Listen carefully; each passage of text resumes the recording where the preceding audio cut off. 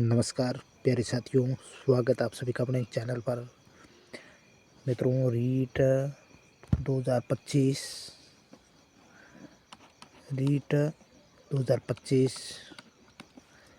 L1 और L2 जो science math के स्टूडेंट हैं उनके लिए,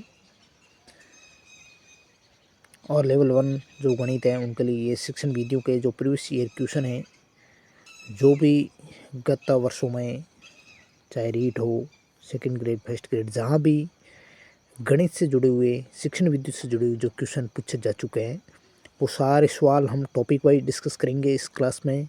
मैराथन क्लास है। संपूर्ण जो आपके टॉपिक है गणित शिक्षण विधियों के, गणित शिक्षा शास्त्र के जो आपके सिलेबस अंतर्गत, वो टॉपिक वाइज हम देखेंगे। उस टॉपिक से जुड़े हुए सारे प्रीवियस ईयर क्वेश्चन। टॉपिक 1 है गणित प्रकृति और तर्क शक्ति, इससे जुड़े हुए सवाल। ये मित्रों अवनी पब्लिकेशन जो बुक है उनकी PDF है। पहला सवाल है गणित विज्ञान है किसका? गणित विज्ञान है गणनाओं का। ऑप्शन सी होगा सही। अगला सवाल है कि गणित की प्रकृति है, तो गणित है वो तार्किक है, ये गणित की प्रकृति है। ऑप्शन ए सही है। अगला सवाल है गणित की पाठ्यपुस्तकों की महत्वपूर्ण विशेषताएं क्या है? तो ये सभी विशेषताएं हैं। पाठ्यवस्तु है, पुस्तक क्या करती है, भाषा, शैली है। रीट 2021 में ये पूछा गया सवाल है। और ऊपर वाले सवाल है वो भी देख लेते हैं। ये रीट 2016 में पूछा गया ये सवाल था, गणित की प्रकृति वाला। रीट 2021 का चौथा क्वेश्चन है रीट 2018 का कि निम्न में से सही मायनों में गणित क्या है? अमूर्त विज्ञान है। नेक्स्ट क्वेश्चन है, ये सारे सवाल है वो पूर्व परीक्षाओं में आए हुए सवाल है, तो रिपीट हो सकते हैं। सवाल किस प्रकार बनते हैं वो आपको पता चलेगा। गणित शिक्षा शास्त्र के निम्न में से कौन सा कथन गणित की प्रकृति को नहीं दर्शाता है? गणित में सामान्यीकरण का क्षेत्र संकुचित होता है, यह प्रकृति नहीं व्यापक होता है, विस्तृत होता है। गणित की अपनी भाषा होती है जिसके माध्यम से सूत्र, प्रत्यय, सिद्धांत ये प्रतिपादन किया जाता है। और गणित में अमूर्त प्रत्ययों की व्याख्या का अवसर होता है। संख्या, स्थान, मापन आदि गणित का आधार है। तो ये रीट 2018 में पूछा जा चुका है।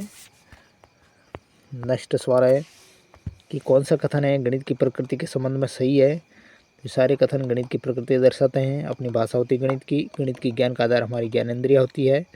गणित का जो ज्ञान है वो ठीक, स्पष्ट, तार्किक और एक क्रम में होता है।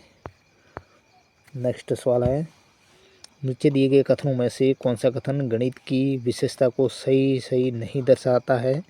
रीट 2018 का सवाल, गणित अमूर्त विज्ञान नहीं है, यह विशेषता नहीं है, गणित अमूर्त विज्ञान है। गणित विचारों का तार्किक विज्ञान है। गणित मनुष्य के मस्तिष्क में तर्क की आदत को बनाने का मार्ग है। और गणित को संख्या और स्थान के विज्ञान के रूप में परिभाषित किया गया है। ये सारी विशेषताएं। नेक्स्ट सवाल है गणित के अध्ययन से एक बच्चे में किस गुण का विकास होता है?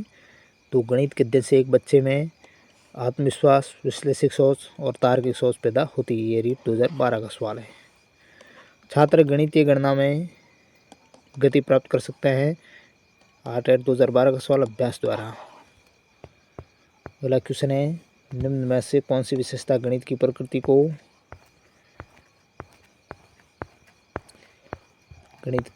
को प्रदर्शित नहीं करती है? तो वो विशेषता है अभिव्यक्ति। गणित की प्रकृति नहीं है, तार्किक है, संगठित है, व्यवस्थित है। गणित सेकंड ग्रेड 2011 में पूछा गया सवाल। नेक्स्ट 11 क्वेश्चन है कि निम्न में से कौन सा कथन है जो गणित की प्रकृति को नहीं दर्शाता है? गणित में सामान्यकरण का क्षेत्र बहुत संकुचित होता है, यह कोई प्रकृति नहीं है। गणित की प्रकृति सार्वभौमिक विषय है। गणित के प्रत्येक शाखा अभिगणितों के गणित में अमूर्त पद प्रत्ययों की व्याख्या की जाती है। नेक्स्ट सवाल है कि निम्न कथनों में से कौन सा गणित की प्रकृति से संबंधित नहीं है? गणित की प्रकृति से गणित में सामान्यकरण का क्षेत्र सीमित है, ये सही नहीं है। निम्न में से कौन सा कथन गणित में मौखिक कार्य की विशेषता की दृष्टि से असत्य कथन है? तो ऑप्शन सी में है, मौखिक गणित से युक्तिपूर्ण और व्यवस्थित हल संभव नहीं हो पाते। अगला सवाल है, कौन सा कथन गणित की प्रकृति के संबंध में असत्य है? गणित में सामान्यकरण का क्षेत्र सीमित है, कई बार ये रिपीट हो चुका सवाल है। अगला क्वेश्चन है, कौन सा व्यक्तित्व गुण गणित के अध्ययन से विकसित नहीं हो सकता है? रटने में विश्वास। गणित की तार्किकता की विशेषता निम्न में से नहीं है, तो विषय निष्ठता गणित की तार्किकता की विशेषता नहीं है।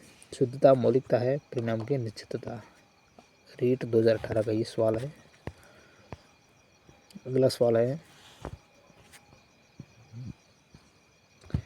निम्न में से विद्यालय के विद्यार्थियों के लिए गणित में मौखिक कार्य की सर्वाधिक महत्वपूर्ण विशेषता है कि यह मानसिक प्रक्रियाओं का विकास करती है। रीट 2018 का सवाल। गणितीय शिक्षा, इस पुस्तक के लेखक है CV भीमशंकरन। ये बहुत अच्छा ये क्वेश्चन है 18वां।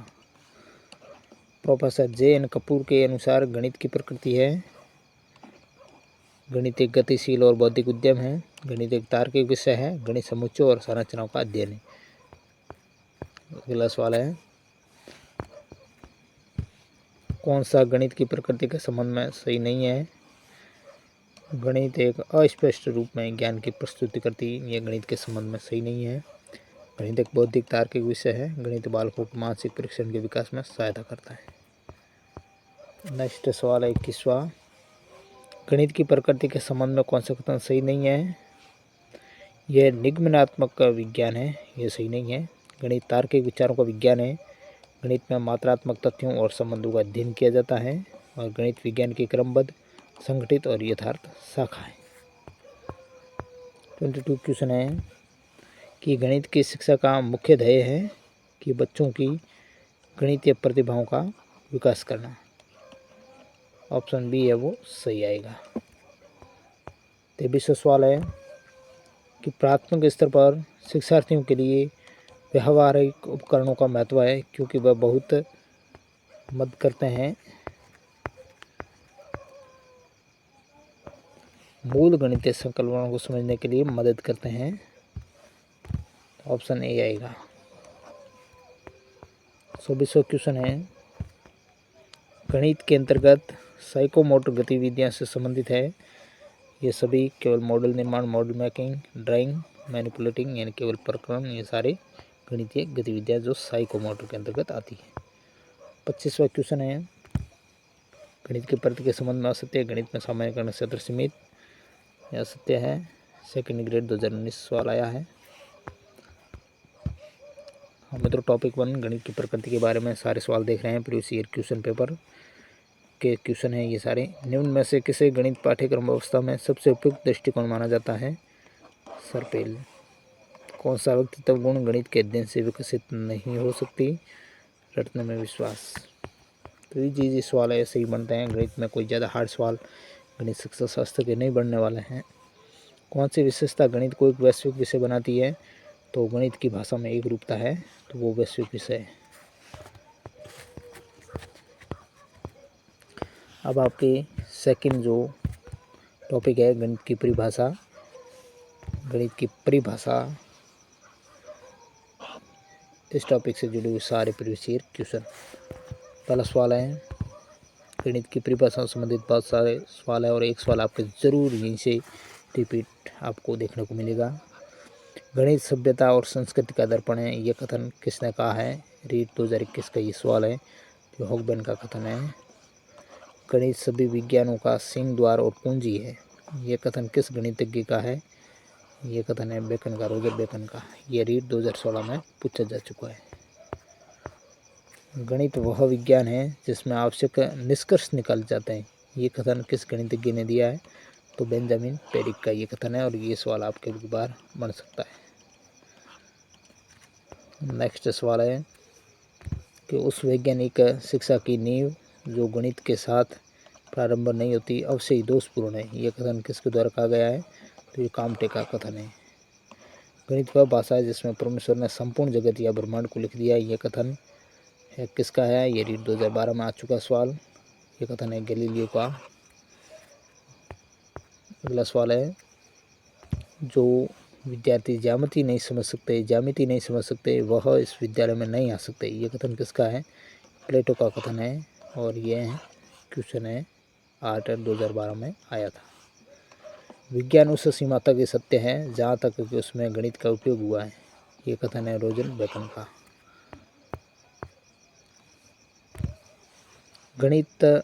एक प्राकृतिक विज्ञान केवल उसी स्थिति में विज्ञान है जब तक इसका स्वरूप गणित ही है, ये परिभाषा है मार्शल एस स्टोन की और ये बहुत ही अच्छा ये क्वेश्चन है। अगला 9वां सवाल है,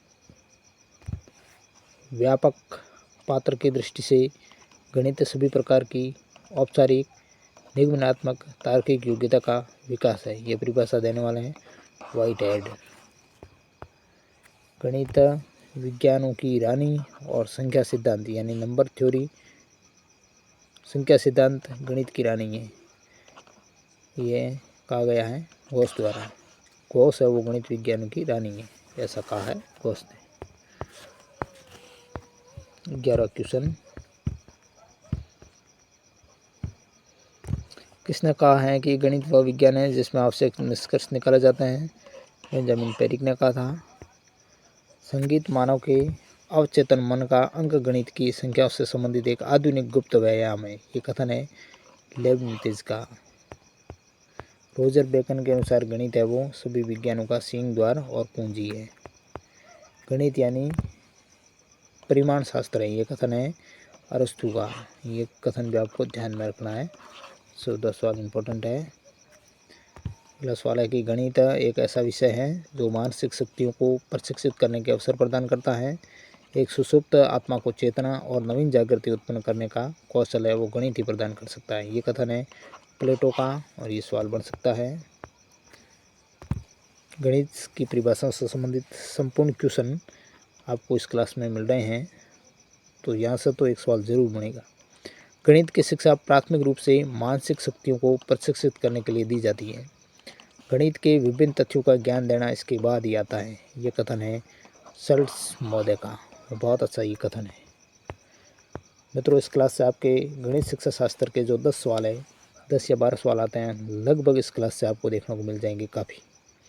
लौह, वाष्प और विद्युत के इस युग में जिस ओर भी मुड़कर देखें गणित ही सर्वोपरि है। यदि ये रीढ़ की हड्डी निकाल दी जाए तो हमारी भौतिक सभ्यता का ही अंत हो जाएगा। गणित का महत्व बताने वाले इस कथन का संबंध किससे है? यंग से है। ऑप्शन ए है वो सही है। अगला सवाल है कि जो व्यक्ति गणित और वैज्ञानिक परीक्षणों के परिणामों को नहीं जानता वह सत्य को जाने बिना ही मर जाता है, इस कथन का संबंध है सेलवॉक से। किसने गणित का सामाजिक महत्व स्वीकार करते हुए कहा था कि गणित की उन्नति और वृद्धि देश की संपन्नता से संबंधित है?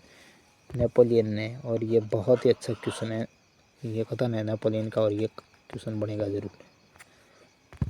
गणित के सौंदर्यात्मक कलात्मक महत्व बताने वाले संगीत मानव के अवचेतन मन का अंक गणित की संख्याओं से संबंधित एक आधुनिक गुप्त व्यायाम है, ये कथन है लेबिनिज का। इनमें से किसने गणित के महत्व को नकारते हुए कहा है कि गणित का अत्यधिक शिक्षण मस्तिष्क के लिए हानिकारक है? गणित के महत्व को नकारा है विलियम हैमिल्टन ने और ये इम्पोर्टेंट सवाल बन सकता है। गणित सभ्यता का प्रतिबिंब है, ये कथन कहने वाले हैं हॉगबेन। गणित एक भाषा है, ये कथन है जे विलार्ड गिब्स का। ये आपको ध्यान रखना है। 23 नंबर क्वेश्चन। आगे टॉपिक तीसरा आएगा पाठ्यक्रम में गणित का महत्व और सामुदायिक गणित। इस टॉपिक से जुड़े हुए सवाल, पाठ्यक्रम में गणित का महत्व और सामुदायिक गणित। पहला सवाल जो रीट 2016 में आया कि प्राथमिक स्तर पर गणित का क्या महत्व है? प्राथमिक स्तर पर गणित का मानसिक महत्व है, ये आपको ध्यान रखना है। अगला सवाल क्रियात्मक गणित का महत्व क्या है? आर्ट 2016 रीट 2016 का सवाल, तो ये सभी है। क्रियात्मक गणित का महत्व प्रत्यक्ष अनुभव है, स्वयं करके सीखना, अवधारणाओं का स्पष्ट और स्थायी होना। अगला सवाल है कि गणित शिक्षण का किस विषय में महत्व है? समुदाय में है, सिद्धांत तर्क में है, विज्ञान में, इन सभी में महत्व है। मनुष्य के जीवन की गतिविधियों में गणित का सर्वाधिक उपयोग होता है, तो सामाजिक और आर्थिक इन दो क्षेत्रों में गणित का सर्वाधिक उपयोग होता है। अगला सवाल है, प्राथमिक स्तर पर गणित का महत्व है व्यवहारिक। प्राथमिक स्तर पर गणित का महत्व व्यवहारिक, ये रीट 2012 का सवाल है।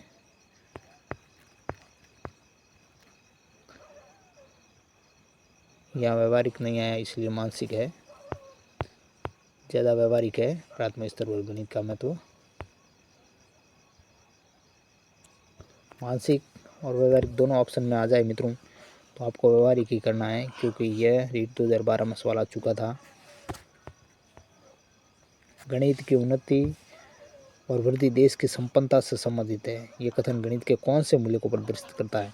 पहले तो ये कथन ध्यान रखना, गणित की उन्नति और वृद्धि देश की संपन्नता से संबंधित है। ये नेपोलियन का कथन था और ये गणित का मित्रों सामाजिक मूल्य है वो प्रदर्शित कर रहा है। रीट 2018 में क्वेश्चन आया था, गणित का सामाजिक मूल्य। गणित शिक्षण में अभ्यास कार्य का प्रमुख उद्देश्य है गणना संबंधी कौशल बढ़ाना, और यह रीट 2021 का क्वेश्चन है।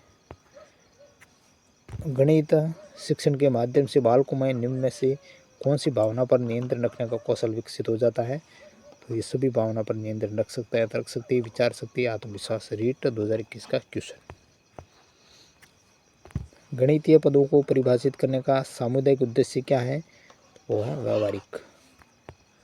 सीटेट 2021 का क्वेश्चन है कि निम्न में से कौन सा गणित शिक्षण का संकीर्ण उद्देश्य है? विद्यार्थियों की संख्या और संख्याओं पर होने वाली सहक्रियाओं का संचालन करने में निपुण करना। तो 11 का ऑप्शन ए ही संकीर्ण उद्देश्य है। बाकी विद्यार्थियों में सामान्यकरण क्षमता का विकास करना। यह व्यापक उद्देश्य विस्तृत है। विद्यार्थियों को सुव्यवस्थित तर्कण को प्रोत्साहित करना, विद्यार्थियों में कथन की सत्यता और असत्यता को प्रमाणित करने की योग्यता का विकास करना, ये सारे व्यापक अर्थ है गणित के व्यापक उद्देश्य। अगला सवाल है कि निम्न में से कक्षा में गणित शिक्षण के उद्देश्यों की सटीक विशेषता नहीं है। रीट 2018 का सवाल है, तो इसमें बोनस दिया गया। जीवन से संबंधित व्यवहारिक पदों में होने चाहिए, परीक्षण योग्य होने चाहिए, विशिष्ट होना चाहिए। तो ये सारे हैं वो गणित शिक्षण के उद्देश्य हैं, उद्देश्यों की सटीक विशेषता है, तो ये बोनस दिया गया। गणित विषय का पाठ्यक्रम में महत्व है क्योंकि यह विज्ञान विषयों के अध्ययन में सहायक है। आर्टर 2012 का सवाल है। तर्कात्मक सोच को विकसित करता है, व्यवहारिक जीवन में उपयोगी है। नेक्स्ट क्वेश्चन है, गणित के अच्छी पाठ्यपुस्तक के चयन के समय हमें किस बात का ध्यान रखना चाहिए? आर्टर 2012 का क्वेश्चन। तो पर्याप्त मात्रा में उदाहरण और प्रश्नावली में प्रश्न हो। प्रोफेसर शुल्टजे के अनुसार गणित पढ़ाने का प्राथमिक उद्देश्य क्या है? मानसिक शक्ति का विकास। रीट 2012 का सवाल। हॉगबर्न के अनुसार गणित सभ्यता का दर्पण है। ये गणित के किस मूल्य से संबंधित है? ये सांस्कृतिक मूल्य से संबंधित रखता है। गणित का अनुशासनात्मक मूल्य है क्योंकि सूत्रों में सरलता है, गणित में निष्कर्ष शुद्ध निकलते हैं, गणित में परिणामों की पुष्टि होती है। ऑप्शन डी है वो सही होगा। समाज में लेन देन, व्यापार, उद्योग इत्यादि व्यवसाय गणित पर ही निर्भर है। ये गणित शिक्षण के किस मूल्य की ओर संकेत करता है? तो ये गणित शिक्षण का सामाजिक मूल्य है। गणित का ज्ञान प्राप्त करने वाले प्रत्येक व्यक्ति के लिए भावनाओं के प्रभाव में आकर नियम विरुद्ध कार्य करना अनुकूल नहीं होता है। यह कथन गणित शिक्षण के किस मूल्य से संबंधित है? तो वो अनुशासन संबंधी मूल्य से संबंधित है। निम्न में से किसमें गणित विषय का प्रयोग स्पष्ट रूप से नहीं हो रहा है? रीट 2012 का सवाल। साइकिल चलाना, इसमें कोई गणित का प्रयोग नहीं हो रहा है। गणित में अभ्यास कार्य से मुख्यतः सहायता मिलती है समस्याओं के हल करने की गतिविधि में। नेक्स्ट क्वेश्चन है कि कौन सा व्यक्तित्व गुण गणित के अध्ययन से विकसित नहीं हो सकता? आत्मविश्वास। समुदाय का सामान्य अर्थ क्या है? व्यक्तियों का ऐसा समूह जो एकता के साथ एक दूसरे के सहयोग की भावना के साथ एक समूह में रहता हो। समुदाय सबसे छोटा ऐसा क्षत्रिय समूह है जिसके अंतर्गत सामाजिक जीवन के समस्त पहलू आ सकते हैं। ये परिभाषा देने वाले हैं वो है के डेविस। अगला क्वेश्चन है, गणित विषय को रोचक बनाने के लिए निम्न में से कौन सा उपाय उचित है? तो गणित को सामुदायिक गणित से जोड़कर पढ़ाया जाए। 25वां क्वेश्चन है, सामुदायिक गणित की कौन सी सीमा है? ये सभी सीमा है। समुदाय से हमेशा सहयोग नहीं मिलता। समुदाय के लोगों का विद्यालय में हस्तक्षेप हो सकता है। लेखा जोखा न रखने पर अनावश्यक तनाव। समुदाय गणित की सारी सीमाएं। नेक्स्ट क्वेश्चन 26वां सवाल है कि कक्षा में गणितीय मनोरंजनात्मक क्रियाकलाप और चुनौतीपूर्ण ज्यामितीय पहेलियाँ संबंधी क्रियाकलाप महत्वपूर्ण है, क्योंकि ये क्या करती है, यह प्रत्येक शिक्षार्थी की स्थानिक और विश्लेषणात्मक योग्यता के संवर्धन में सहायक है। ऑप्शन बी सही है। आगे टॉपिक नंबर 4 हम पढ़ेंगे गणित की भाषा। टॉपिक 4 गणित की भाषा के बारे में है। पहला सवाल किस प्रकार पूछा गया, रीट 2018 में आया था ये सवाल कि सभी अध्यापकों को शुद्ध गणितीय शब्दावली के उपयोग हेतु प्रोत्साहित किया जाता है और विद्यार्थियों के मध्य शुद्ध शब्दावली उपयोग हेतु बढ़ावा देती है। तो इस शब्दावली को जाना जाता है गणित शिक्षण में भाषा। रीट 2021 का सवाल है कि किसी छात्र से नीचे दी गई संख्याओं को पढ़ने के लिए कहा गया, 306, 406, 408, 4020। उसने उन्हें इस प्रकार पढ़ा कि 30 40 40 40 20। तो पढ़ने में त्रुटि का कारण क्या है? रीट 2021 का सवाल और ये बेहतरीन सवाल है।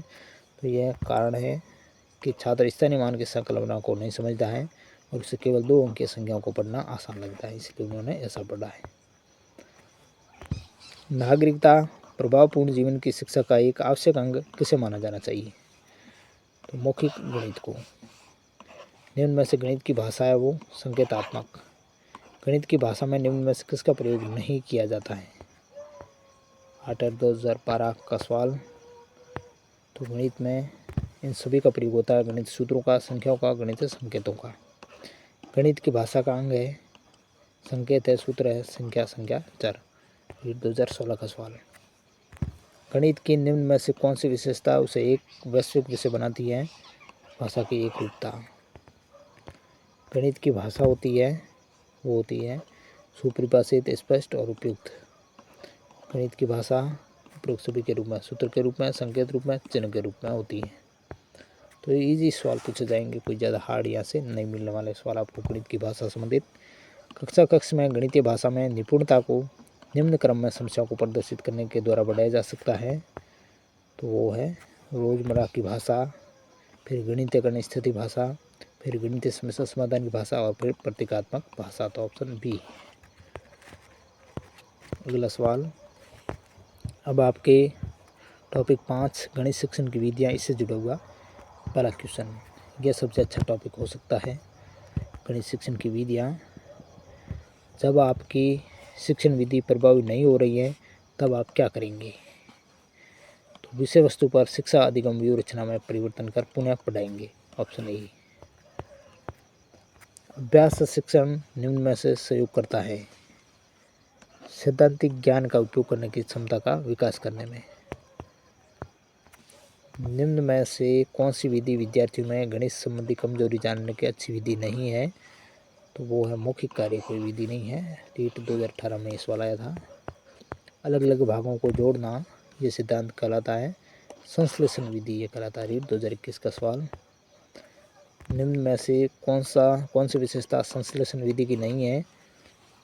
इस विधि में अज्ञात से ज्ञात की ओर चलते हैं, ये विधि नहीं होगी, यह इसकी विशेषता नहीं है। यह परिकल्पना से प्रारंभ होती है और परिणाम के साथ समाप्त होती है। यह वह प्रक्रिया है जिसमें सभी ज्ञान सूचनाओं को एक साथ इकट्ठा कर उस बिंदु तक पहुंचाता है जहां अज्ञात सूचना स्पष्ट और सही प्रतीत होती हो, और ये विश्लेषण विधि की विपरीत विधि है। नेक्स्ट 6वां क्वेश्चन है, ज्ञात से अज्ञात की ओर किस शिक्षण विधि में प्रयुक्त होता है? संश्लेषण विधि में। गणित शिक्षण में विश्लेषण विधि किस शिक्षण सूत्र पर आधारित होती है? ज्ञात से अज्ञात, अज्ञात से ज्ञात,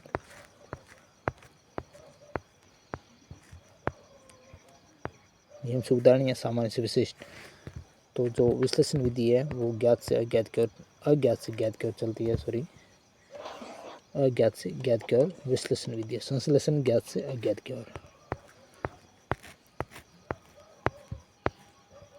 नेक्स्ट 8वां सवाल है,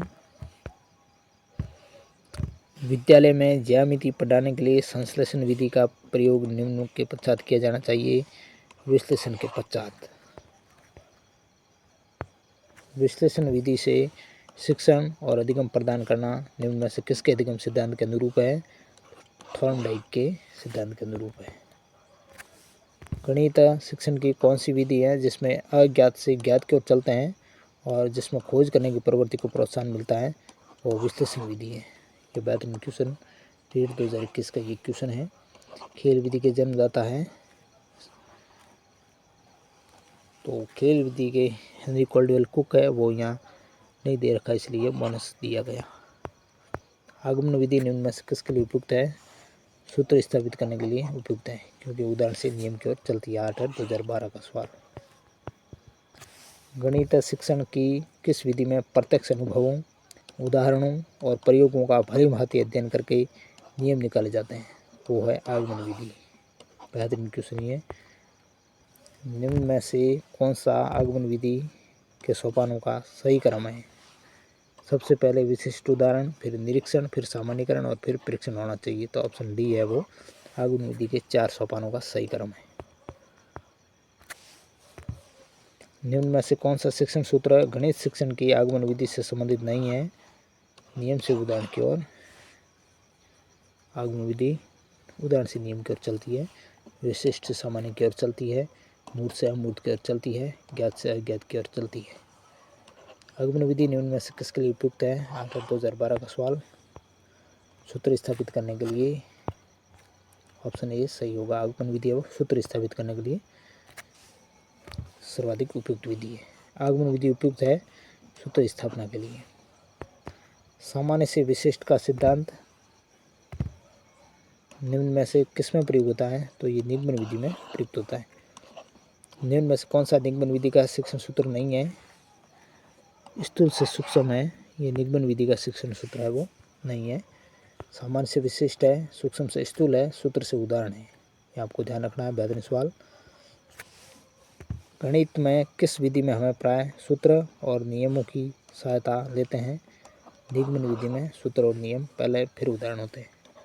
गणित शिक्षण की उपयुक्त विधि है आगमन निगमन दोनों विधियाँ गणित शिक्षण की उपयुक्त विधियाँ हैं। गणित शिक्षण में जो प्रोजेक्ट विधि है उसके संबंध में कौन सा कथन सही नहीं है? शिक्षक सबसे सक्रिय रहता है, यह सही नहीं है। प्रजातांत्रिक है, सामाजिक गुण विकसित करती है, प्रयोगात्मक और व्यवहारिक भी विधि है। नेक्स्ट 23 सवाल है कि निम्न में से कौन से शिक्षण विधि को औपचारिक कक्षा व्यवस्था में प्रयोग करना कठिन है? प्रयोजना विधि को। रीट 2018 का ये क्वेश्चन। पहला सवाल, किसने कहा था कि प्रोजेक्ट एक सौउद्देश्य प्रक्रिया है जिसे मन लगाकर सामाजिक वातावरण में पूरा किया जाता है? तो ये किलपैट्रिक ने कहा था और ये बहुत ही अच्छा कथन है। निम्न में से कौन से शिक्षण विधि को औपचारिक कक्षा व्यवस्था में प्रयोग करना कठिन है? प्रायोजना विधि को। ये प्रोजेक्ट के संबंध में जो कथन है तो किलपैट्रिक की प्रोजेक्ट विधि के जनक है, इसलिए उनका कथन है ये। सामाजिक वातावरण आता है किलपैट्रिक कर देना आपको। प्रोजेक्ट एक उद्देश्यपूर्ण प्रक्रिया है, ये सवाल आ चुका है कई बार। पूरे मन से सामाजिक वातावरण पूरा किया जाता है, किलपैट्रिक ये परिभाषा है। नेक्स्ट 27वां क्वेश्चन है, निम्न में से कौन सी गणित शिक्षण हेतु प्रभुत्ववादी शिक्षण व्यूहरचना है? समूह परिचर्चा व्यूहरचना है, ये प्रभुत्ववादी शिक्षण व्यूहरचना है। अगला सवाल है कि छोटी कक्षाओं में गणित विषय में रुचि उत्पन्न करने के लिए पढ़ाने का तरीका कैसा होना चाहिए? मनोरंजक और खेल संबंधी होना चाहिए। ऑप्शन ए आएगा। निम्न में से कौन सा सिद्धांत प्रयोगशाला विधि से संबंधित नहीं है? अनिश्चित से निश्चित की ओर यह सिद्धांत नहीं होगा प्रयोगशाला विधि का। छात्रों की गणना में गति प्राप्त की जा सकती है अभ्यास कार्य द्वारा। प्रयोजना विधि के अव्यवस्थित सोपान नीचे दिए जा रहे हैं, तो आपको उनका तार्किक क्रम में सही चयन करना। पहले कौन सा आएगा? सबसे पहले मित्रों परिस्थिति उत्पन्न करना। प्रोजेक्ट विधि के आपको पहले ध्यान रखना 6 चरण है या सोपान है या पद है, तो उनमें से सबसे पहले परिस्थिति उत्पन्न होगी, फिर उसके बाद प्रोजेक्ट का चुनाव और उद्देश्य निर्धारण होगा, फिर उसके बाद प्रोजेक्ट की योजना बनेगी, फिर योजना अनुसार कार्य होगा, फिर प्रोजेक्ट का मूल्यांकन होगा और अंत में सारे कार्य का लेखा जोखा होगा। तो ऑप्शन सी है, ये प्रायोजना विधि का या प्रोजेक्ट विधि के सही क्रम अनुसार चरण है या पद है। ये बेहतरीन क्वेश्चन है, वेरी वेरी इंपॉर्टेंट क्वेश्चन है। नेक्स्ट क्वेश्चन है, गणित शिक्षण में प्रायोजना विधि के सोपान बिना तार्किक क्रम के दिए जा रहे हैं, तो वो हम देख चुके हैं ऊपर। तो भले ही पर्यायवाची शब्दों के रूप में आए लेकिन क्रम वही है, आपको ध्यान रखना है। 3 1 4 2 3 परिस्थिति उपलब्ध कराना पहले, फिर प्रोजेक्ट का चुनाव उद्देश्य तय करना, फिर प्रोजेक्ट की रूपरेखा तैयार करना, फिर प्रोजेक्ट का क्रियान्वयन होगा, फिर प्रोजेक्ट का मूल्यांकन होगा और फिर प्रोजेक्ट का अभिलेखन होगा। तो वही 6 चरण है और वही उत्तर है। आगे टॉपिक 6 है, गणित शिक्षण की समस्याएं और त्रुटि विश्लेषण। इससे जुड़े हुए सवाल नंबर 1 है कि विद्यार्थियों द्वारा गणितीय समस्याओं को हल करने के दौरान की जाने वाली गलतियों की प्रकृति और विशेषताओं को जानने की प्रक्रिया को क्या कहा जाता है, वो उसको गणित में त्रुटि विश्लेषण कहा जाता है। यह रीट 2018 का सवाल है। नए प्रकरण के प्रति विद्यार्थियों का ध्यान आकर्षित करने के लिए अध्यापक द्वारा कक्ष में प्रस्तुत की जाने वाली प्रस्तुति को कहते हैं प्रस्तावना कहा जाता है उनको। बहुत अच्छा सवाल ये। ऐसा कोई स्कूल विषय नहीं है जिसका गणित के साथ संबंध नहीं है। निम्न में से कौन सा विकल्प उपयुक्त कथन के लिए सबसे अधिक उपयुक्त है, तो सभी विषयों के साथ गणित का निकट का संबंध है। निम्न में से किस असमता के प्रकार में बच्चों को सिर्फ गणितीय कार्य में समस्या होती है, वह है डिस्कैल्कुलिया। निम्न में से कौन सा गणित में खुले प्रश्न का उदाहरण है। 6 संख्याओं का ऐसा समुच्चय बताओ जिसकी माध्यमिका 4 हो। निम्न में से कौन सा कथन गणित के पाठ्यक्रम निर्माण को अच्छी तरह से नहीं दर्शाता है। पाठ्यक्रम विद्यार्थी केंद्रित होना चाहिए, गणित का पाठ्यक्रम क्रिया आधारित होना चाहिए, गणित का पाठ्यक्रम मनोवैज्ञानिक और तार्किक ढंग से व्यवस्थित होना चाहिए, गणित का पाठ्यक्रम गणित अध्यापक की सहमति को आवश्यक नहीं मानता। यह सही नहीं दर्शा रहा है, ऑप्शन डी। अगला सवाल 7वां क्वेश्चन है, यदि एक शिक्षार्थी को संख्याओं और परिकल्पना में समस्या हो रही है तो उसमें असमर्थता हो सकती है, उसका नाम है गणितीय असमता या डिस्कैल्कुलिया उसको कहा जाता है। 8वां सवाल है कि कक्षा 5 में गणित के पीरियड में ये वाद विवाद रखा गया कि शून्य सबसे अधिक प्रभावशाली संख्या है, तो ये क्रियाकलाप बच्चे को प्रोत्साहित करता है विश्लेषण और संप्रेषण में। बहुत अच्छा ये कथन है। अगला सवाल है, कक्षा 6 में अध्यापक ने रचनात्मक यानी फॉर्मेटिव मूल्यांकन FA कार्य के लिए वाद विवाद का विषय दिया कि हिंदू और अरेबिक संख्याएं रोमन संख्याओं से अधिक प्रभावशाली है। तो यह FA के इस क्रियाकलाप का उद्देश्य मूल्यांकन करना किसका, विश्लेषणात्मक का। 10वां क्वेश्चन है, नीचे दिया गया कौन सा क्रियाकलाप कक्षा 3 के छात्रों की समस्याओं को हल करने की कुशलता में वृद्धि के लिए है, तो वो क्रियाकलाप है ऑप्शन डी वाला।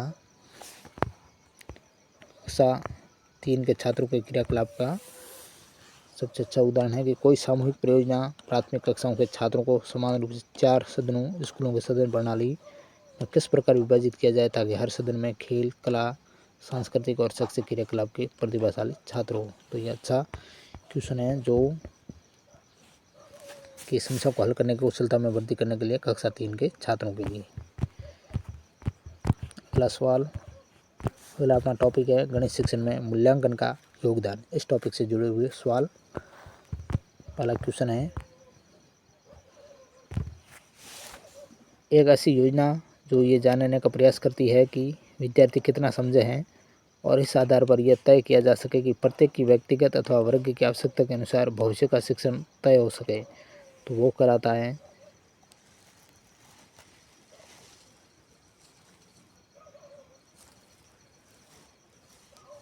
सूचनात्मक आकलन।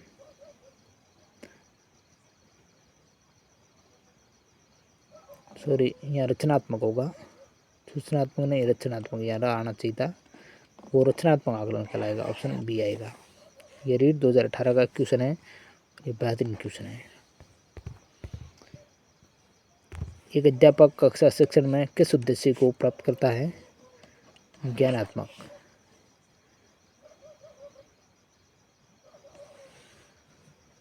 ये 8 है 2016 का सवाल, बहुत अच्छा ये क्वेश्चन है।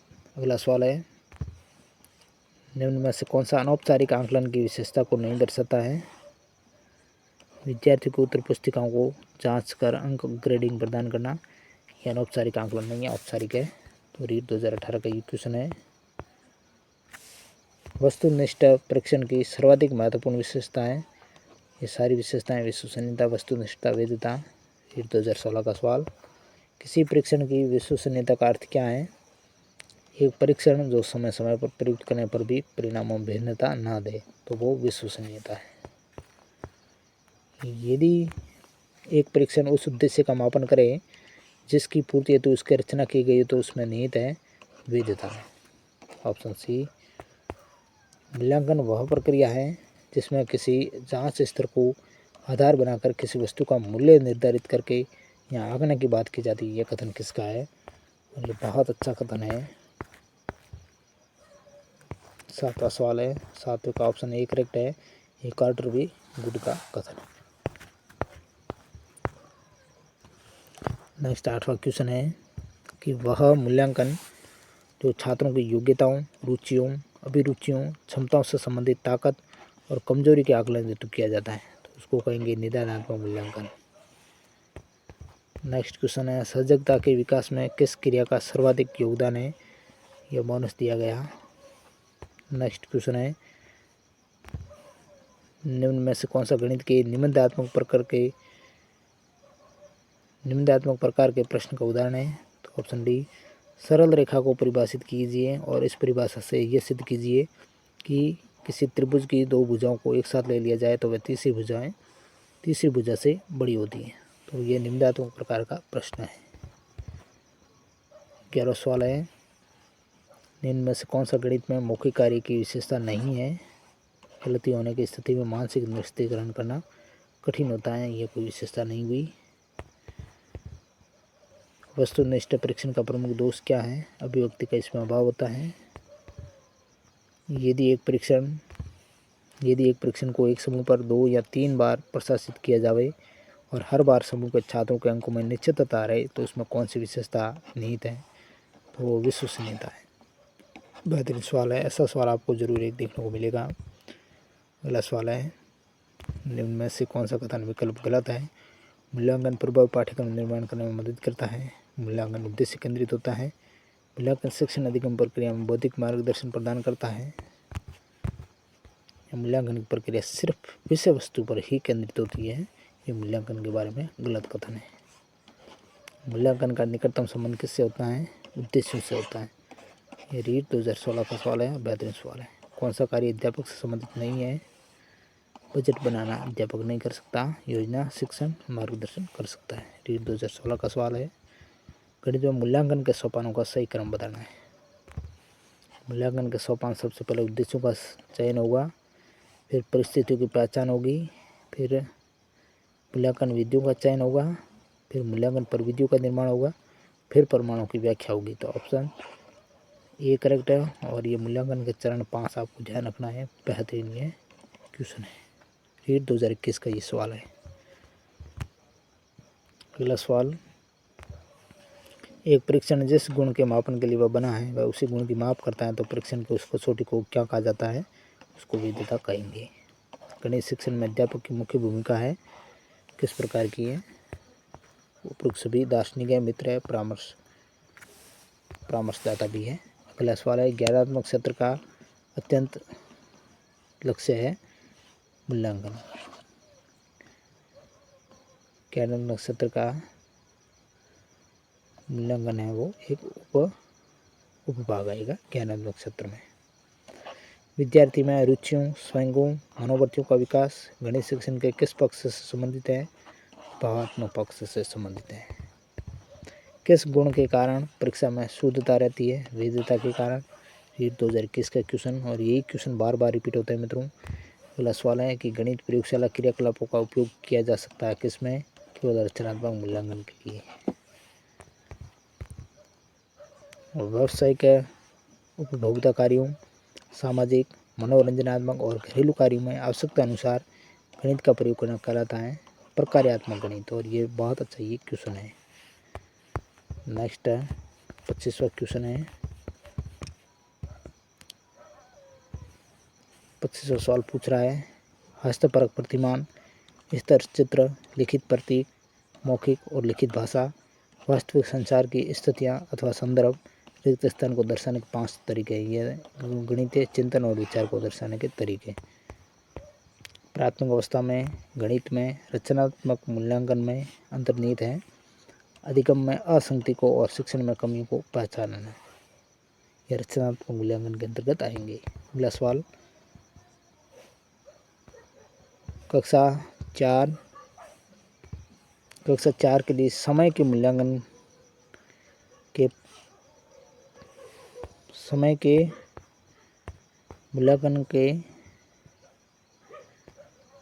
मूल्यांकन के लिए क्या तरीका होगा। अंकीय घड़ी और सदृश घड़ी पर समय पढ़ना, आधा घंटा अधिक, चौथाई घंटा अधिक, चौथाई घंटा कम, AM PM की संकल्पना और मिनट और सेकंड में संबंध, ये सारे समय के मूल्यांकन के तरीके हैं। ऑप्शन डी आएगा। 28वां क्वेश्चन है मूल्यांकन प्रक्रिया का सोपान है।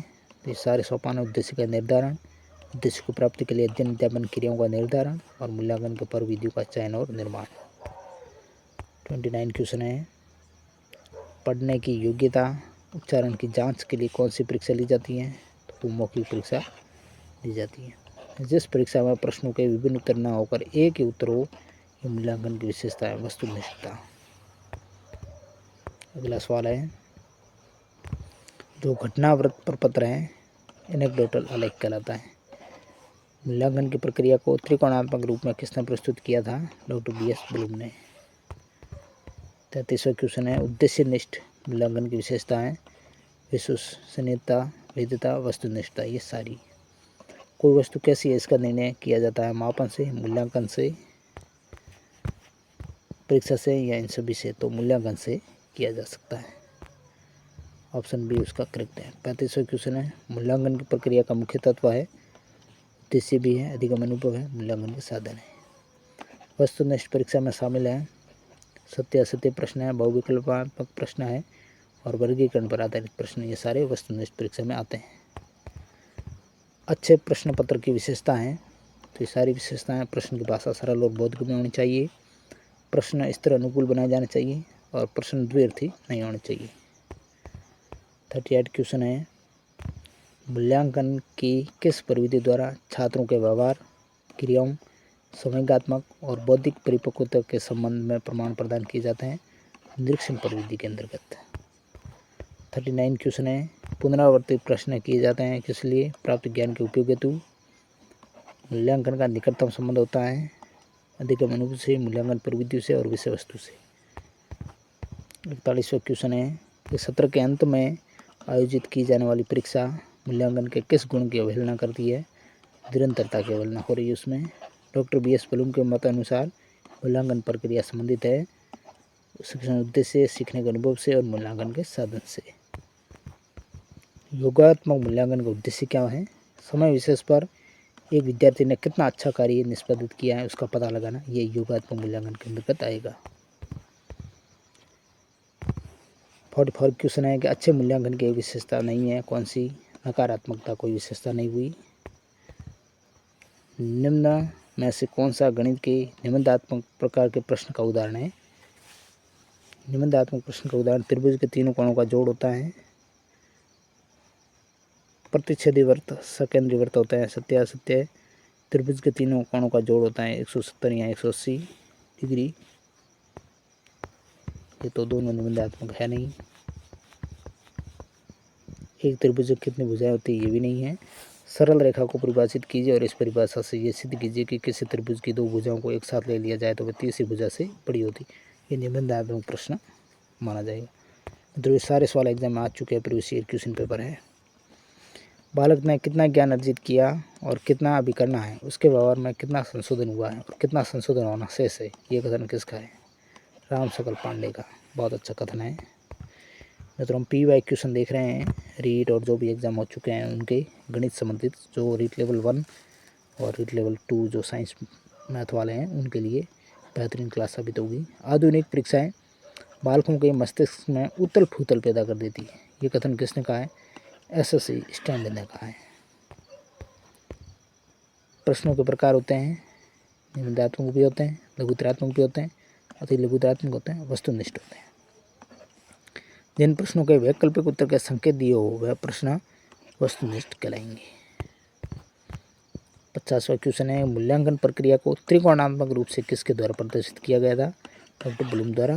डॉक्टर BS ब्लूम के मत अनुसार मूल्यांकन प्रक्रिया संबंधित है उद्देश्य से, अनुभव से और मूल्यांकन के साधन से। विद्यार्थी में उत्पन्न आदर्श और मूल्य आंतरिक होकर उन आदर्शों और मूल्यों पर प्रतिबद्ध होना इस भाव आवेश सत्र के लक्ष्य में होता है। कीमत आंकने में इन प्रकार के प्रश्नों से प्रश्न पत्र तैयार करना आसान है। निबंधात्मक प्रश्न। अधिगम की क्षमता किस पर निर्भर करती है? छात्र पर, अधिगम सामग्री पर और अधिगम विधियों पर। अगला सवाल है कि एक छात्र पेंसिल को सही ढंग से नहीं पकड़ पाता है, छात्र की अधिगम संबंधी ये किस प्रकार की समस्या है? तो वो समस्या है गामक कौशल संबंधी समस्या। ऑप्शन सी सही। अगला क्वेश्चन है 56, निम्न में से कौन सा कारक है जो बच्चों में अधिगम समस्याओं के लिए उत्तरदायी है? जन्म के समय किसी तरह की क्षति, जन्मजात दोष और औषधियों के घातक प्रभाव, ये सारे अधिगम समस्या के लिए उत्तरदायी है। अगला सवाल है कि एक घोड़े को पानी के पास तो ले जाया जा सकता है परंतु पानी पीने के लिए उसको बाध्य नहीं किया जा सकता। यहाँ किस कमी की ओर उल्लेख किया गया है? यहाँ भी प्रेरणा की कमी है, तत्परता की कमी है। कौन सा कारक अधिगम समस्या के लिए जिम्मेदार है? सभी बड़ी आकार की कक्षा, विभिन्न योग्यताओं वाले बच्चों के कारण उत्पन्न समस्या, स्थान और समय के प्रबंधन की समस्या। अगला सवाल है कक्षा 4 की पाठ्यपुस्तक से दी गई निम्न में समस्याओं में से कौन सी बहु अनुशासनात्मक समस्या की ओर संकेत करती है? भारत के झंडे का आरेख बनाइए और झंडे में सममिति रेखाओं की संख्या की पहचान कीजिए।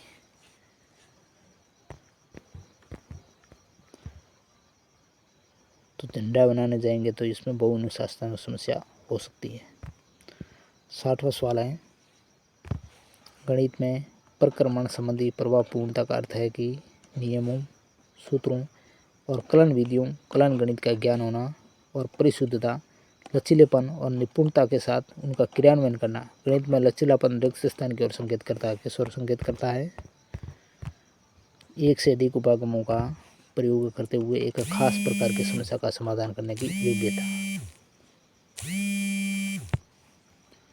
अगला सवाल है 61 क्वेश्चन है कि प्राथमिक कक्षा का एक बच्चा संख्या, सांख्यिकीय चिन्हों, सिक्कों और घड़ी की सुइयों में अंतर स्थापित नहीं कर पाता है।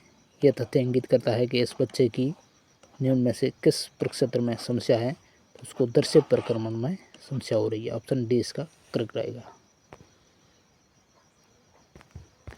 62 क्वेश्चन है कि एक शिक्षक गणित के संपत्तियों को सिखाते हुए खोज परक उपागम का उपयोग करती है, विद्यार्थियों की व्यवहारिक क्षमताओं का उपयोग करती है और उन्हें चर्चा में शामिल करती है। वह इस युक्ति का प्रयोग किस लिए करती है? खोज परक उपागम का उपयोग करती है और व्यवहारिक क्षमताओं का उपयोग करती है और चर्चा में शामिल करती है। इसका प्रयोग करने का कारण है वो है एक निश्चित प्रकार की सोच और तार्किकता विकसित करने के लिए। अगला सवाल 63 क्वेश्चन है कि एक शिक्षिका कक्षा 5 की शैलजा से एक आकृति के परिमाप के बारे में पूछती है। वह शैलजा से उसके हल को अपने शब्दों में बताने को भी कहती है। शैलजा समस्या का सही हल करने में सक्षम थी परंतु उसकी व्याख्या करने में सक्षम नहीं थी। तो वह शैलजा की निम्न विशेषता को प्रदर्शित करता है। तो वो है निम्न स्तरीय भाषा प्रवीणता और उच्च स्तरीय गणितीय प्रवीणता के बारे में। बहुत बड़े बड़े क्वेश्चन हैं। अगला सवाल है कि एक अध्यापिका अपनी कक्षा में गुणा बार बार किए जाने वाले जोड़ के रूप में बता रही है। उसके बाद समान संख्याओं की वस्तुओं का समूहन कर गुणा के रूप में बताती है तत्पश्चात चिन्ह परिचित कराती है तथा अंत में गुणनफल पता करने के लिए आड़ी तिरछी रेखाओं अथवा माचिस की तीलियों की सहायता से एक छोटा क्रियाकलाप करती है। तो यहाँ अध्यापिका है वो क्या कर रही है, वो मूर्त से अमूर्त संप्रत्य की ओर के रूप में एक पाठ का विकास कर रही। Option D. एक आकांक्षा है, वो गणित की एक अच्छी अध्यापिका बनाना चाहती है। गणित की अच्छी अध्यापिका के लिए आवश्यक है कि उसके पास क्या होना चाहिए, गणितीय विषय वस्तु को वास्तविक जीवन से जोड़ने के लिए अवधारणात्मक ज्ञान, समझ और योग्यता होनी चाहिए। Option C. अगला सवाल है कि एक शिक्षक गणित के संप्रत्यों को सिखाते हुए खोजपरक उपागम का उपयोग करती है, विद्यार्थियों की व्यवहारिक क्षमता का उपयोग करती है और उन्हें चर्चा में शामिल करती है। इस युक्ति का प्रयोग किस लिए करती है, ये सवाल देख चुके हैं हम। एक निश्चित प्रकार के सोच और तार्किकता का विकसित करने के लिए ये देखा गया कि इस प्रकार की समस्या ये दर्शाई कि कोई दो विषम संख्याओं का योगफल सम संख्या होता है के उत्तर के रूप में अधिकतर विद्यार्थी एक उदाहरण उद्धृत करते हैं, जैसे कि 5 + 7 12। विद्यार्थियों ने इस प्रश्न का उत्तर गलत दिया, क्योंकि गलत देने का कारण है वो बताना है। कारण ऑप्शन बी में है, विद्यार्थियों ने कक्षा में कथन के लिए तार्किक प्रमाण नहीं सीखा है। 68 सवाल है, कक्षा 2 है। कक्षा 2 के कुछ विद्यार्थियों को हासिल वाले 2 अंकों की संख्याओं के जोड़ में कठिनाई का सामना करना पड़ता है। तो इस समस्या का कारण है पुनर्समूहीकरण की प्रक्रिया की समझ का अभाव है। 69 क्वेश्चन है कि गणित में योग्यता को बढ़ाने में बाधा उत्पन्न करने वाला अंश है वो प्रतिकूल गृह वातावरण। 17वां क्वेश्चन है, जिस परीक्षण को उपचारात्मक शिक्षण द्वारा उपचारित किए बिना यदि समय पर प्रयुक्त करने पर परिणाम सदैव लगभग समान प्राप्त होता है, तो उसमें गुण होता है विश्वसनीयता का गुण होता है। आगे टॉपिक 8 है, गणित शिक्षण में निदानात्मक और उपचारात्मक शिक्षण। गणित शिक्षण में निदानात्मक और उपचारात्मक शिक्षण बहुत अच्छा टॉपिक है, इनसे भी जुड़े हुए आपके सवाल देखने को जरूर मिलेंगे। पहला क्वेश्चन जो कि रीट 2021 में आया है, उपचारात्मक शिक्षण की सर्वाधिक सफलता निर्भर करती है किस पर, समस्या के कारणों की सही पहचान हो जाए तो। निदानात्मक परीक्षण का महत्व क्या है उपचारात्मक शिक्षण की व्यवस्था में, यह आर्ट 2016 का सवाल, रीट 2016 का। वह परीक्षण जिससे किसी इकाई विशेष में छात्र की त्रुटियों के बारे में जानकारी होती है, तो वो है निदानात्मक परीक्षण। निदानात्मक परीक्षण के बाद छात्र की कमजोरियों को दूर करने हेतु जो शिक्षण दिया जाता है उसको कहेंगे उपचारात्मक शिक्षण। एक अध्यापिका ने कक्षा में सभी छात्रों का टेस्ट लिया। अध्यापक ने पाया कि 25% छात्र सभी विषयों में कमजोर हैं। यहाँ अध्यापक किस प्रकार के परीक्षण की बात कर रहा है, उपलब्धि परीक्षण की बात कर रहा है। बेहतरीन सवाल ये है। कौन सा निम्न में से कौन सा उपचारात्मक शिक्षण का उद्देश्य है, सारे उद्देश्य हैं प्राप्त ज्ञान में कमियों का निराकरण करना, कौशलों के अधिगम प्रक्रिया के दौरान त्रुटियों व दोष सुधारे जाते हैं, भाषा शिक्षण में छात्र को उच्चारण, मात्रा, लेखन, शब्दों की अस्पष्टता दूर करने का प्रयास किया जाता है। योकम और सिम्पसन के अनुसार उपचारात्मक शिक्षण प्रदान करने की कौन सी विधि है। बहुत अच्छा ये क्वेश्चन। ये सारी विधियाँ हैं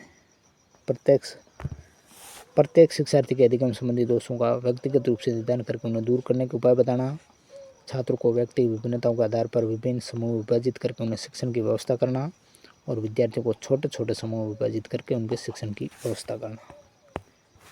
अगला क्वेश्चन है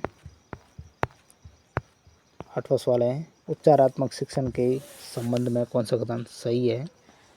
सारे सही है। निरंतर चलेगा, तत्काल किया जाता है, निदानात्मक कार्य के पश्चात ये संभव होता है। 9वां सवाल है, गणित विषय में उपचारात्मक शिक्षण की क्या आवश्यकता है। सभी कारण हैं। त्रुटियों की सारणी देखकर व्यक्तिगत और सामूहिक त्रुटि के उपचार की योजना तैयार की जा सकती है। उपचारात्मक शिक्षण द्वारा कमजोर छात्रों में आत्मविश्वास की भावना पैदा की जा सकती है। छात्रों की अवांछनीय रुचियों दृष्टिकोण को वांछनीय रुचियों और दृष्टिकोण में परिवर्तित किया जा सकता है। 10वां सवाल है, उपचारात्मक शिक्षण शिक्षार्थियों के लिए नैतिकता निर्माण और अभिरुचि निर्माण के लिए एक साहसिक कार्य हैं। उपचारात्मक शिक्षण की ये परिभाषा देने वाले हैं FL बिलोज। ऑप्शन डी इसका करेक्ट आएगा। बहुत अच्छा ये क्वेश्चन है। अगला सवाल है, निम्न में से कौन सा कथन है जो गणित में निदानात्मक परीक्षण की उपयोगिता के संदर्भ में असत्य है? विद्यार्थियों की गणित में उपलब्धि जानने के लिए उपलब्धि परीक्षण होता है, कमजोरी जानने के लिए ये निदानात्मक परीक्षण होता है। 12वां सवाल है, टेलर फ्रेम का प्रयोग निम्न में से किस अक्षमता श्रेणी के बच्चों को गणित सिखाने के लिए किया जाता है? टेलर फ्रेम का प्रयोग दृष्टिबाधित बच्चों के लिए होगा। 13वां क्वेश्चन है, निम्न में से कौन सा कथन गणित में धीमी गति से सीखने वाले बच्चों की उपचारात्मक शिक्षण के संदर्भ में असत्य कथन है?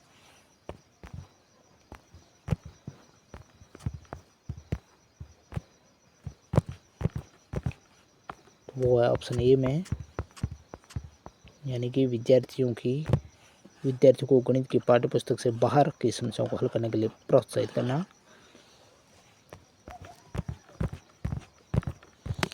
अगला क्वेश्चन है, उपलब्धि परीक्षण और नैदानिक परीक्षण में अंतर है। उद्देश्यों का, यदि एक विद्यार्थी गणित विषय में कई बार अनुत्तीर्ण हो जाता है तो ये जानने के लिए कि गणित की किस विशेष शाखा में वो कमजोर है, तो वो कौन सी विधि प्रयोग में लेंगे आप?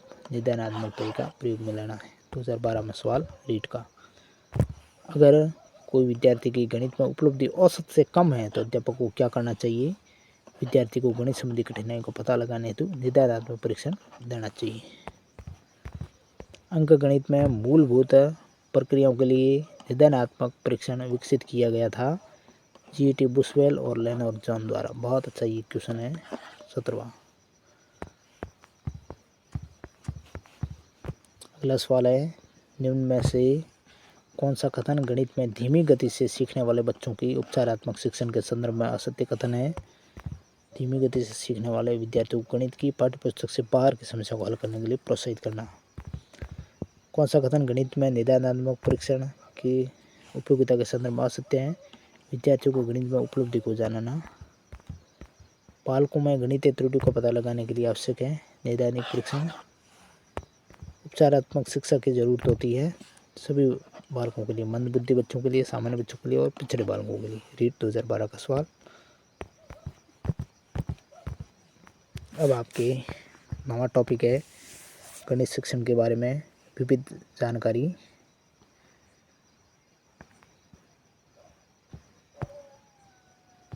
गणित शिक्षण के बारे में विविध प्रश्न किस प्रकार बनते हैं ये डिस्कस हमने ऊपर किए। PYQ संपूर्ण टॉपिक वाइज PYQ में तो हमने देखे बेहतरीन क्वेश्चन थे जो एग्जाम में आ चुके हैं, रिपीट होने की संभावना बनती है।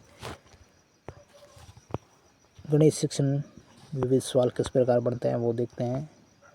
ऐसे सवाल बनने की संभावना बन सकती है। मानसिक गणित संबंधी गतिविधियां महत्वपूर्ण है क्योंकि ये निम्न में से किसी एक के अवसर उपलब्ध कराती है। किसके अवसर उपलब्ध कराती है? वो है ऑप्शन बी, मानसिक संगणना संबंधी प्रक्रियाओं का विकास, क्योंकि शिक्षार्थी तेज गति से संख्याओं के परिकलन के बीच संबंधों की पहचान करने की कोशिश करते हैं। तो ऑप्शन बी है वो सही है। प्राथमिक कक्षा को एक बच्चा संख्या, संक्रिया चिन्हों, सिक्कों एवं घड़ी की सुइयों में अंतर स्थापित नहीं कर पाता है, तो ये तथ्य इंगित करता है कि इस बच्चे की निम्न में से किस प्रक्षेत्र में समस्या है? उसको दृश्य प्रक्रम में समस्या है। हस्तपरक, प्रतिमान, स्तर चित्र, लिखित प्रतीक, मौखिक और लिखित भाषा, वास्तविक संचार की स्थिति अथवा संदर्भ, ये गणितीय चिंतन और विचार को दर्शाने के 5 तरीके हैं। गणितीय प्रतिरूपण यानी जो मॉडलिंग है उसके लिए चरणों का अनुक्रम क्या है? तो यही है प्रश्न समस्या को समझना। सबसे पहले गणितीय विवरण और सूत्रीकरण, गणितीय प्रश्न या समस्या का समाधान करना और प्रश्न समस्या की व्याख्या करना और मान्य करना। सर्वाधिक प्रभावशाली शिक्षण सामग्री है प्रत्यक्ष अनुभव। निम्न में से कौन सा पाठ्यक्रम गणित शिक्षक के लिए सर्वाधिक उपयोगी होगा जो शिक्षण के सैद्धांतिक और व्यवहारिक पक्ष का समग्र चित्र समझा सके? शिक्षण के सिद्धांत और दर्शन। 7वां क्वेश्चन है, 7वां सवाल है कि गणित पाठ्यक्रम निर्माण के संदर्भ में निम्न में से कौन सा पाठ्यक्रम निर्माण का सिद्धांत उपयुक्त नहीं है? अध्यापक को केंद्र मानने का सिद्धांत ये उपयुक्त नहीं होगा। दो दशमलव संख्याओं का गुणन जैसे 0.4 × 0.2 बराबर 0.08 की संकल्पना को समझाने के लिए उचित शिक्षण अधिगम साधन कौन सा है? वो है ग्राफ पेपर। रीट 2021 का ये सवाल है। निम्न में से कौन सा कथन प्राथमिक स्तर पर गणित शिक्षण का उद्देश्य नहीं है? जीवन के विभिन्न व्यवसायों से संबंधित समस्याओं के समाधान की योग्यता विकसित हो सके, ये प्राथमिक स्तर पर गणित शिक्षण का उद्देश्य नहीं है। कौन सा सूचना और दूर संचार तकनीकी उपकरण विशेष तौर पर ग्राफ और ज्यामिति शिक्षण में सर्वाधिक उपयोगी है? अंतःक्रियात्मक सूत्र, अंतःक्रियात्मक श्वेत। रीट 2018 का ये सवाल। एनसीएफ 2005 बल देता है करके सीखने पर। एनसीएफ 2005 के अनुसार ये गणित शिक्षण का प्रमुख उद्देश्य है बालक के चिंतन का गणितीकरण करना। बहुत अच्छा ये क्वेश्चन है, रीट 2021 में आया है।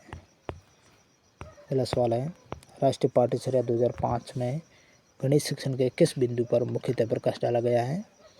गणित की सहायता से गणित के अन्य विषयों के साथ अधिक सहसंबंध स्थापित करना, इसके बारे में। राष्ट्रीय पाठ्यचर्या की रूपरेखा 2005 के अनुसार प्राथमिक स्तर पर संख्याओं और उन पर संक्रियाओं, मात्राओं का मापन आदि का शिक्षण है वो गणित शिक्षण के संकीर्ण उद्देश्य को ये पूरा करता है। अगला सवाल है, राष्ट्रीय पाठ्यचर्या रूपरेखा 2005 के अनुसार विद्यालयों में गणित शिक्षण का संकीर्ण उद्देश्य है संख्यात्मक कौशलों का विकास, यह संकीर्ण उद्देश्य है। कौन सा प्राथमिक स्तर पर गणित शिक्षण की पाठ्यचर्या अपेक्षाओं के साथ मेल नहीं खाता? वर्गीकृत आंकड़ों के निरूपण का विश्लेषण करना और निष्कर्ष निकालना। 17वां सवाल है, पाठ्यचर्या रूपरेखा 2005 एनसीएफ सिफारिश करता है कि प्राथमिक स्तर पर गणित की शिक्षा का केंद्र होना चाहिए कक्षा कक्ष में दी गई पढ़ाई को विद्यार्थियों की दैनिक जिंदगी से जोड़ने में सहायता करना। ऑप्शन ए है वो सही आएगा। राष्ट्रीय पाठ्यचर्या रूपरेखा एनसीएफ 2005 के अनुसार विद्यालय में गणित उन परिस्थितियों में पनपता है जबकि कैसी परिस्थितियाँ होनी चाहिए? गणित बच्चों के जीवन के अनुभवों का हिस्सा हो जाए। नेक्स्ट सवाल है, एनसीएफ 2005 मानती है कि गणित में चिंतन और तर्कना का एक तरीका शामिल होता है। इस दृष्टिकोण को किसके द्वारा प्राप्त किया जा सकता है?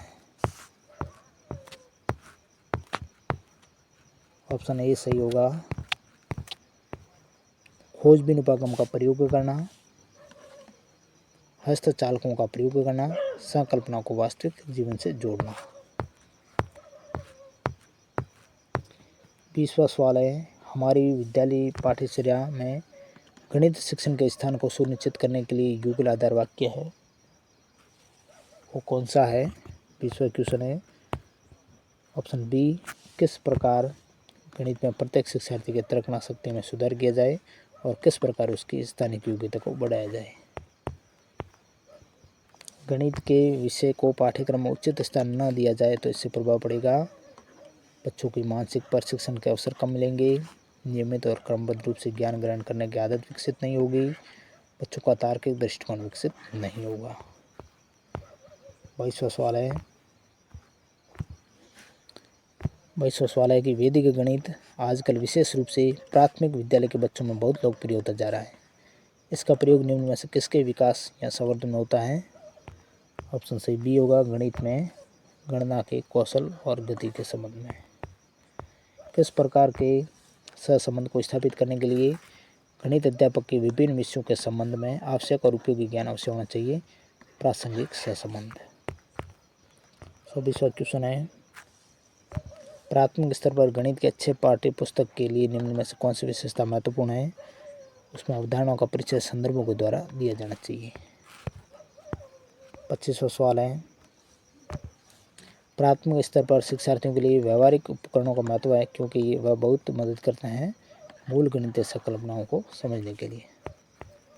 गणित के कक्षा कक्ष में महत्व दिया जाता है किसको? गणितीय विषय, प्रक्रिया और तर्क को। पैटर्न की पहचान करना और उन्हें पूरा करना प्राथमिक स्तर पर गणित की पाठ्यचर्या का एक रिक्त स्थान अनिवार्य हिस्सा है क्योंकि ये विद्यार्थियों में सृजनात्मकता को बढ़ावा देता है और संख्याओं, संक्रियाओं, विशेषताओं को समझने में उनकी सहायता करता है। प्रेरणा, क्रियाकलाप और समायोजन गणित शिक्षण के लिए किस पक्ष से संबंधित है? ये सारे क्रियात्मक पक्ष से संबंधित होंगे। गणित के विद्यार्थियों के पोर्टफोलियो में क्या हो सकता है? तो ऑप्शन बी अधिन्यास कार्य के रिकॉर्ड, कार्यपत्रक, गणित प्रयोगशाला की गतिविधियों के रिकॉर्ड, किसी भी गणितीय मॉडल पर राइट अप गणितीय पोस्टर, काइस, किसी भी नई प्रकार की समस्या जिसका हल खोजा गया अथवा सामान्यीकरण किया गया, ये पोर्टफोलियो में हो सकते हैं गणित के विद्यार्थियों के। ऑप्शन बी इसका सही आएगा 29 का। तीसरा सवाल है, पियाजे की संज्ञानात्मक विकास के सिद्धांत के अनुसार इस स्तर पर बीजगणित का परिचय उचित है क्योंकि बच्चा मूर्त संक्रियात्मक स्तर पर है इस समय और वह तार्किक संरचना का निर्माण करने के द्वारा मूर्त अनुभवों को समझ सकता है। यदि एक शिक्षार्थी पूर्णांकों, भिन्नों और दशमलव संख्याओं पर चारों आधारभूत संक्रिया संपन्न करने में समर्थ है तो वह संक्रियात्मक अवस्था में है। ऑप्शन ए आएगा।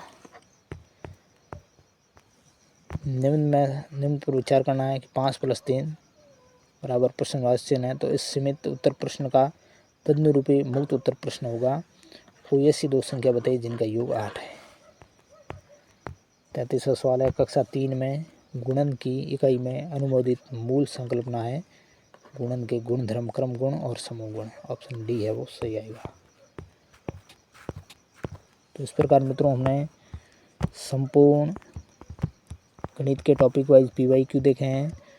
बेहतरीन क्वेश्चन मित्रों, आपके लिए मैंने बहुत मेहनत की है। ये 1 घंटे से अधिक की ये क्लास है, मैराथन क्लास है, तो मेरी मेहनत ज़ाया ना होनी चाहिए मित्रों। ज़रूर आपको इस क्लास को एंड तक देखना है और क्लास अच्छी लगती है तो मित्रों लाइक ज़रूर करें और चैनल पर नए हैं तो चैनल को सब्सक्राइब करें। और PDF इसके आपको टेलीग्राम चैनल पर मिलेगी और टेलीग्राम की लिंक आपको वीडियो के नीचे डिस्क्रिप्शन मिलेगी, तो वहाँ जाकर ज़रूर टेलीग्राम जुड़े और ये PDF देखिएगा। और इस क्लास को मित्रों ज़रूर लाइक करना है। आगे और मिलेंगे। Thank you very much.